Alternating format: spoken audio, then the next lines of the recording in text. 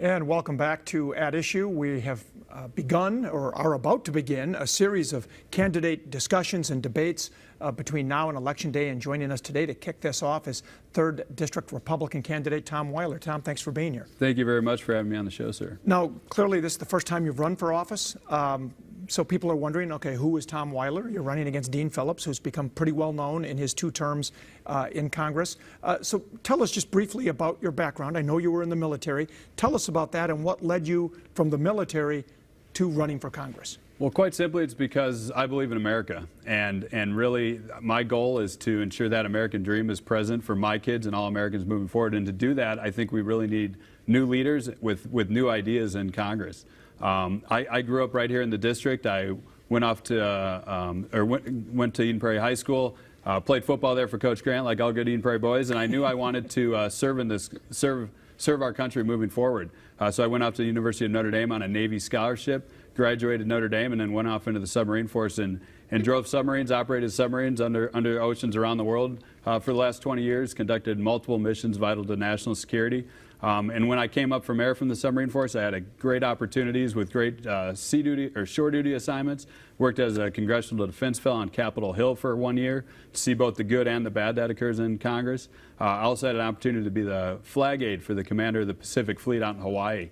And in that job specifically, I got to participate in high-level diplomacy efforts from the DMZ in the Korean Peninsula to the Fukushima nuclear meltdown, to contested operations in the South China Sea. So you haven't been in politics per se, but clearly you've dealt with a lot of issues, international issues, which is something that you would encounter if you were in Congress. And I know one of the things that I read, you ended up deciding to run for Congress when you saw what happened in the aftermath of the George Floyd murder and the riots and the defund the police movement. What was it about that led you to, I've got to run for Congress? Well, specifically, my last deployment in the military was a 7-month deployment on aircraft carrier, and I ended up on an aircraft carrier because, unfortunately, I got diagnosed with Parkinson's disease just before my commanding officer to on a submarine, and I couldn't convince the Navy that I could still be the commander of a submarine. But I was coming up on my 20-year point and volunteered for 1 more deployment in the United States Navy. And so, yes, it was off on the USS Eisenhower. We were deployed to the Middle East. I woke up early one morning to stand watch as battle watch captain, turned on Armed Forces Network, and to my shock and sadness, international news out there on the aircraft carrier was the streets of Minneapolis on fire, the 3rd Police Precinct being abandoned. And I searched for what was going on in my home. We're out there defending our way of life forward deployed. And I look back home and it seems like our way of life is under attack. And I looked for any leadership or understanding on what was happening from elected officials back home.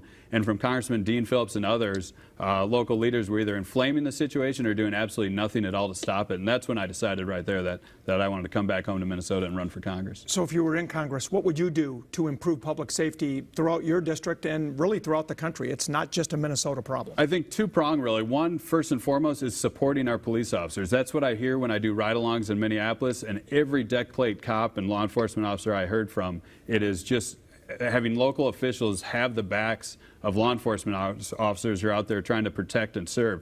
And the Monday morning quarterbacking of elected leaders right now is simply appalling when they don't know any facts, but they have an immediate opinion that the police are in the wrong with any incident that occurs. So to me, it's 1, supporting law enforcement, and 2, resourcing them and supporting them on huge issues like qualified immunity. Congressman Dean Phillips voted against qualified immunity. He voted to remove qualified immunity from police officers. And every police officer I've talked to in Minneapolis and in my district and the 3rd District believe that would be an absolute game changer for law enforcement across the state and across the country. Now, a big issue you would face if you're elected to Congress, inflation. Republicans have been very critical of the Democrat-controlled Congress and the Biden administration. What would you do to address the inflation problem? Fundamentally, we need to reduce our excessive government spending, and that would clearly help us reduce inflation.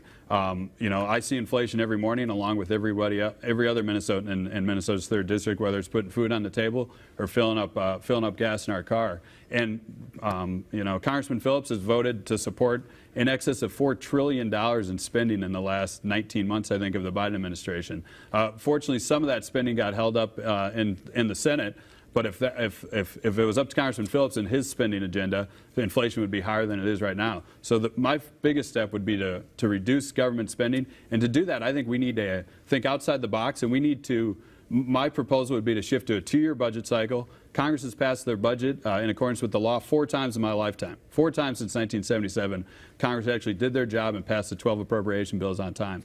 So I'd like to shift to a 2-year budget cycle and hold congressmen accountable. And if they don't pass the budget on time, they can't raise fundraising dollars. Now, thanks to the U.S. Supreme Court, abortion is a bigger issue in this campaign than it has been really in decades. Where do you stand on the abortion issue? I know you're opposed to abortion, but how opposed? Do you agree with any exemptions? I do agree with exemptions. I believe there should be exemptions for rape, incest, and definitely the safety and health and life of the woman.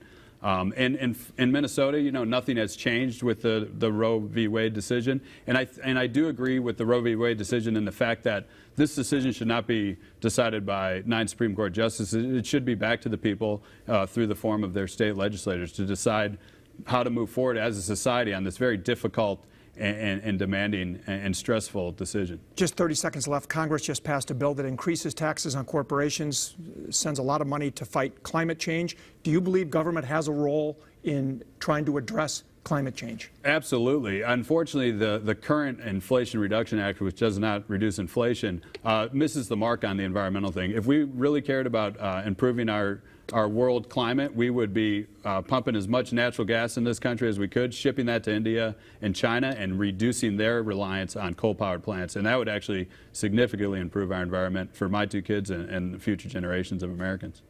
All right, he is Tom Weiler. He is the Republican running for Congress in the 3rd District, opposing Democrat Dean Phillips. We'll have Dean Phillips on a future show, and I'd like sometime, I'll talk to both campaigns, to get you both on the show at one time before November. I'm looking forward to that debate, and you know, I have a lot to contrast myself with Congressman Phillips, and really it comes down, I'm running for Congress to support and defend the Constitution of the United States, just like I took that oath 22 years ago when I joined the Navy, and I'm running for Congress to ensure that American dream and that boundless potential is available for my 2 kids and all Americans. All right, Tom Weiler, and thank you for your military service. I appreciate that.